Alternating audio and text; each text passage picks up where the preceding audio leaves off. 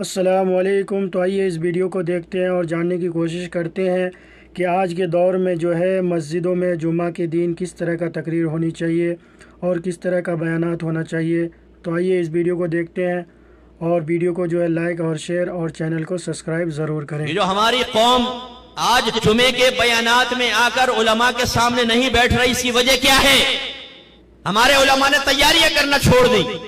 बहुत ही कम आपको ऐसे आलिम मिलेंगे जो हर जुमे के बयान की तैयारी के लिए कुरान खोलें, तफसीर खोलें, हदीस खोलें, शरह खोलें, फिक़ही बारात निकालें, अकाबरीन की तालीमात का निचोड़ निकालें, तब एक मुदल्लल बयान बनाकर पब्लिक के सामने पेश करें। क्या जरूरत है?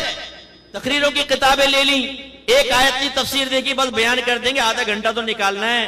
अब तो फकीर के लिए आधा घंटा निकालना कोई प्रॉब्लम ही नहीं है। यूं बयान शुरू करता हूं, यूं खत्म कर देता हूं। 25-25 साल से कौम सामने बैठी हुई है, लोगों को एक मसला सीखने का मौका